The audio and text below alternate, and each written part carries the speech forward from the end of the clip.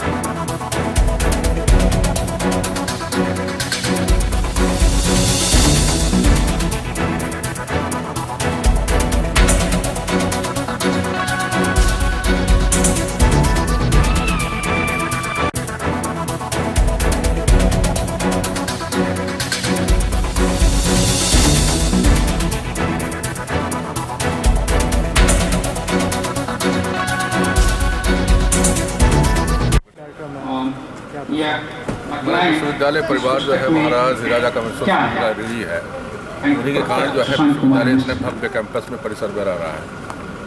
तो श्रद्धांजलि देने के लिए हम लोग उनका जन्म दिवस मना रहे हैं 110वां। जहाँ भी प्रोग्राम था, विश्वविद्यालय में भी 2 जगह प्रोग्राम है, उसी के लिए हमें जल्दी निकलना पड़ रहा है। महाराजाधिराज कामेश्वर सिंह की 110वीं जयंती के मौके पर मिथिला विश्वविद्यालय के पुस्तकालय में सेमिनार का आयोजन हुआ, जिसमें अन्य लोगों के अलावा विश्वविद्यालय के वर्तमान कुलपति प्रोफेसर SK सिंह तथा पूर्व कुलपति प्रोफेसर RK झा ने भी भाग लिया।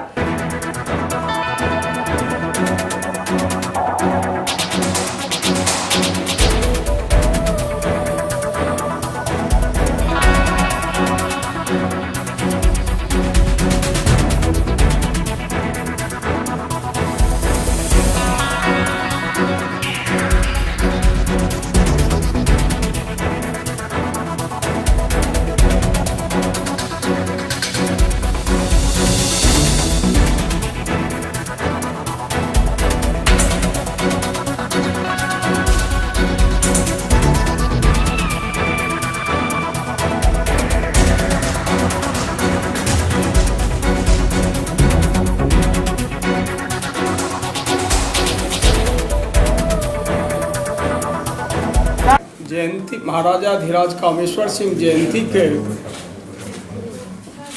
आए 4 चांद लगवे वाला अखुन का हमारे माननीय कुलपति डॉक्टर SK सिंह साहब, पूर्व कुलपति डॉक्टर राजकिशोर बाबू, सुधारी बाबू, गोपाल जी,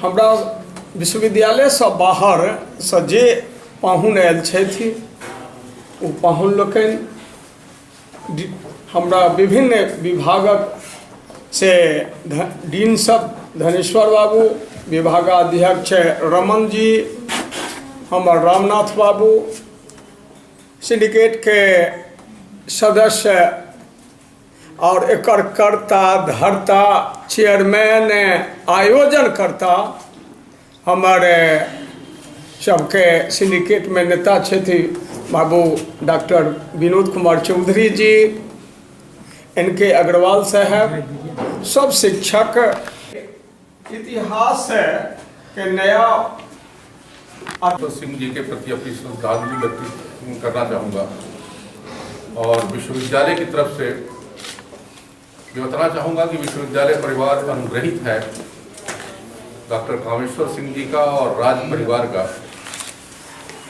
इतना सुंदर परिसर प्रदान करने के लिए।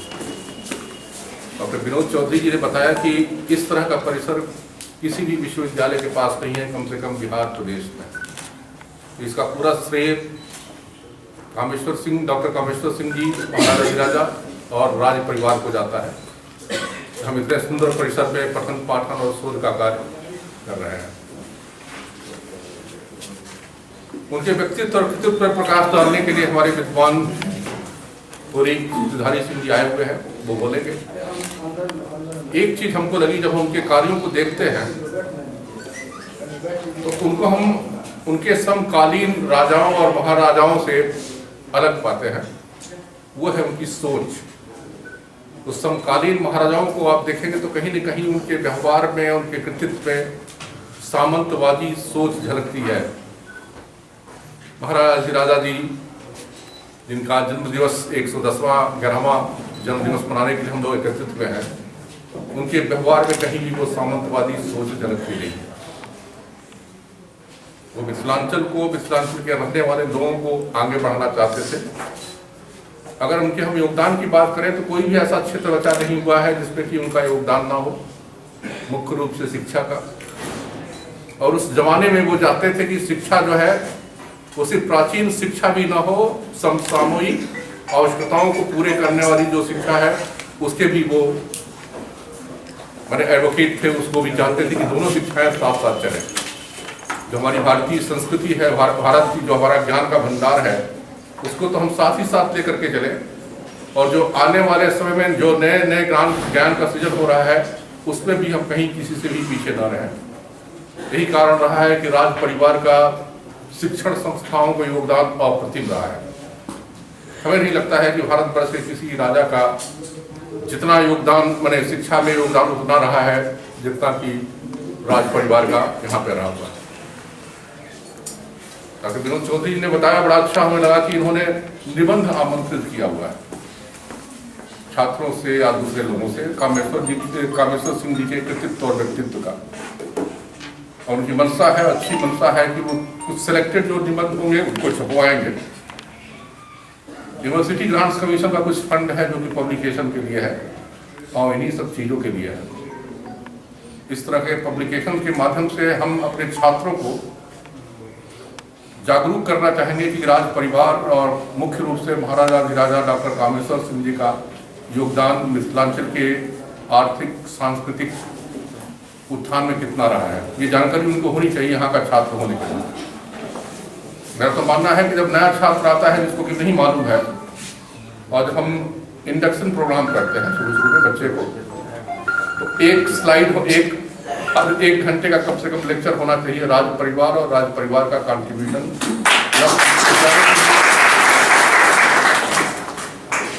क्योंकि हम तभी आगे बढ़ सकते हैं जबकि हम अपनी पुरानी परंपराओं से और जो हमारे जड़ में लोग रहे हैं उनसे जुड़े रहें, उनको सब याद करते रहें, उनको श्रद्धांजलि देते रहें, उनको सम्मान व्यक्त करते रहें। तो अगर आपकी किताब कोई आती है तो यूजीसी पे पैसा है, तो हमारी कोई समस्या नहीं होगी।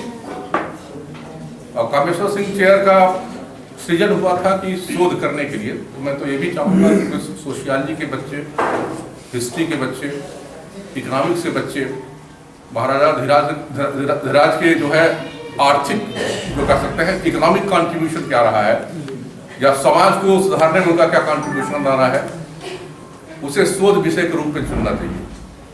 यहाँ पे बैठे हुए हमारे हेड्स ऑफ द डिपार्टमेंट भी हैं, सोशियोलॉजी के हैं, साइकोलॉजी तो नहीं लेकिन पॉलिटिकल साइंस हिस्ट्री के जो लोग हैं, साइकोलॉजी के हेड साहब हैं, लेकिन वो मतलब क्या रहा है, मतलब उनका योगदान रहा है इस पूरे क्षेत्र को बढ़ाने में, पूरे क्षेत्र के ही नहीं पूरे भारत का जो सांस्कृतिक परिदृश्य रही है उसमें भी उनका अमिट छाप है।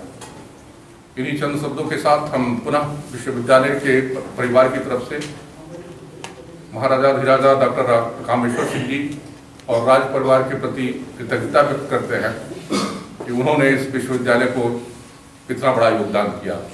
जैसे कि हम कह सकते हैं कि हमारा परिसर सबसे सुंदर है। परिसर सुंदर है, ये राजा साहब की देन हो सकती है। अब परिसर में होने वाले जो शिक्षण है और शोध कार्य है उसको सुंदर बनाने की जिम्मेदारी यहाँ पे शिक्षकों की है, गैर शिक्षक कर्मचारियों की है और छात्रों की है। तो मैं इस अवसर पे सभी लोगों का आह्वान भी करना चाहता हूँ कि जितना परिसर हमारा बाहर से सुंदर दिख रहा है उसकी आत्मा भी और अंदर से भी उतना सुंदर दिखे। और ये तभी संभव है जबकि विश्वविद्यालय जिस उद्देश्य के लिए बना हुआ है उस उद्देश्य की पूर्ति हम लोग सही ढंग से कर पाए, मतलब कि शिक्षण ठीक से हो, शोध कार्य ठीक से हो, छात्रों को हम इस योग्य बना सके कि जो है अपना जीविकोपार्जन जाकर के अर्जित कर सके। इन्हीं चंद शब्दों के साथ मैं आयोजकों को यहाँ पे बुलाने के लिए बहुत बहुत धन्यवाद देना चाहूँगा। अगर बुलाए नहीं भी होते तब भी मैं आता, क्योंकि ये हम लोग की ड्यूटी बनती है कि जिसके परिसर पे हैं उसको कम से कम हम याद करते रहें। संजय लीला भंसाली की विवादास्पद फिल्म पद्मावती का विरोध करने भारतीय जनता युवा मोर्चा के कार्यकर्ता मंगलवार को सड़क पर उतरे और जमकर प्रदर्शन किया, जिससे नाका नंबर 5 के निकट यातायात जाम की स्थिति उत्पन्न हो गई। बहरहाल पद्मावती के प्रदर्शन पर कई राज्यों में प्रतिबंध लग चुका है और कई सारे संगठन भी इस फिल्म के प्रदर्शन के विरोध में खड़े हो चुके हैं।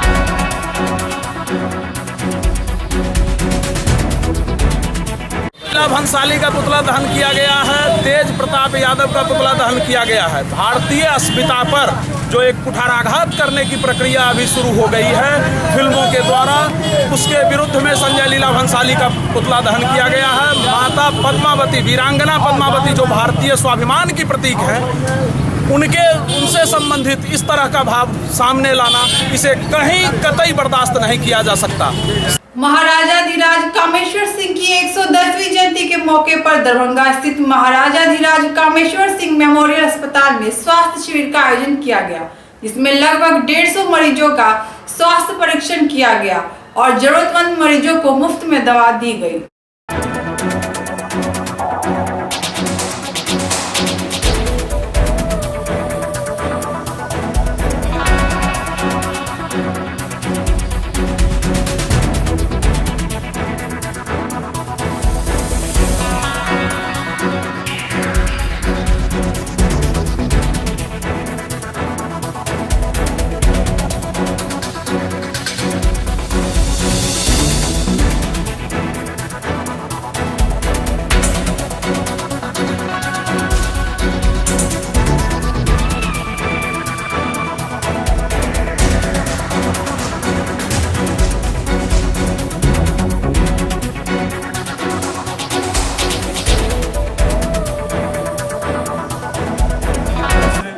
आज हम लोग महाराजा कामेश्वर सिंह जी की 110वीं जयंती के अवसर पर हम लोग आयोजित किए हैं और ये हर साल आयोजित होता है। लेकिन इस बार विशेष बात यह है कि अब ये महाराजा साहब की का जो अस्पताल है, महाराजा साहब के नाम से जो अस्पताल है, उसमें अब 4 चिकित्सक हमेशा बैठेंगे और उसमें मेडिसिन, आई, डेंटल और स्त्री रोग से संबंधित सारे बीमारियों का इलाज किया जाएगा free of cost. Free of cost करने का मतलब कि 20 रुपये हम लोग केवल रजिस्ट्रेशन चार्ज लेंगे, बाकी जहाँ तक दवा उपलब्ध हो सकेगी हम लोग दवा देंगे। और इस साल सबसे महत्वपूर्ण बात यह है कि हम लोग एक अच्छी कंपनी, नामी कंपनी, पैथोलॉजी की नामी कंपनी के साथ हम लोग अपना टाई अप किए हैं।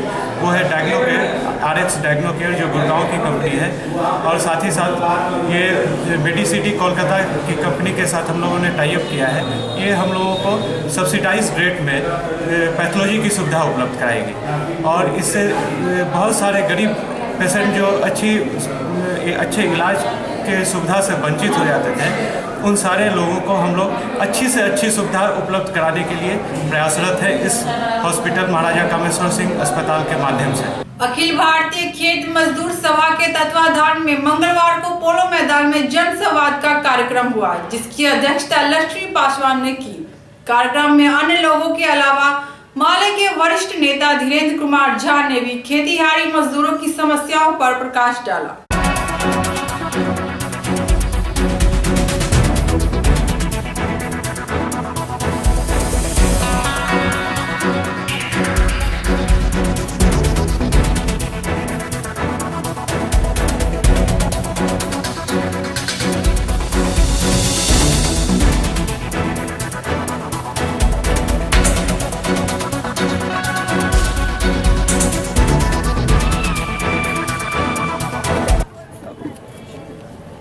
देखिए, पूरे बिहार में लग रहा है कि सरकार नाम की कोई चीज़ नहीं है। सरकार सोई हुई है और यहाँ गरीबों को तो न राशन मिल रहा है, न किरासन मिल रहा है और आधार कार्ड को थोप करके गरीबों को जो भी राशन मिल रहा था उसमें कटौती की जा रही है।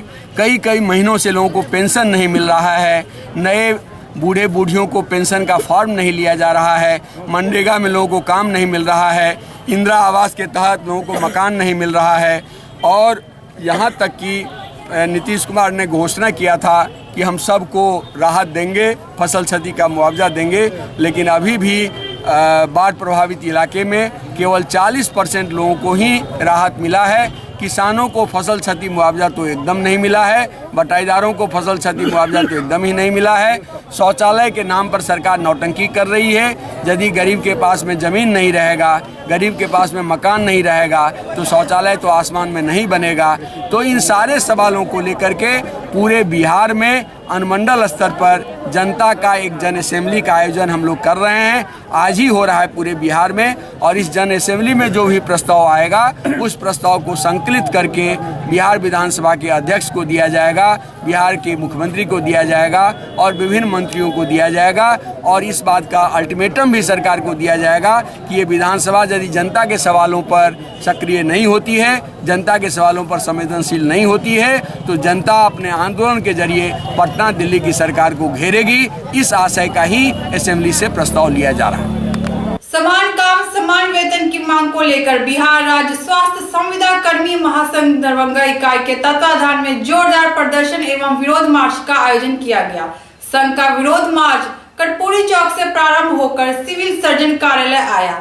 प्राप्त जानकारी के अनुसार 6 सूत्री मांगे नहीं माने जाने की स्थिति में स्वास्थ्य सेवा कर्मी 4 दिसंबर से अनिश्चितकालीन हड़ताल पर जाएंगे।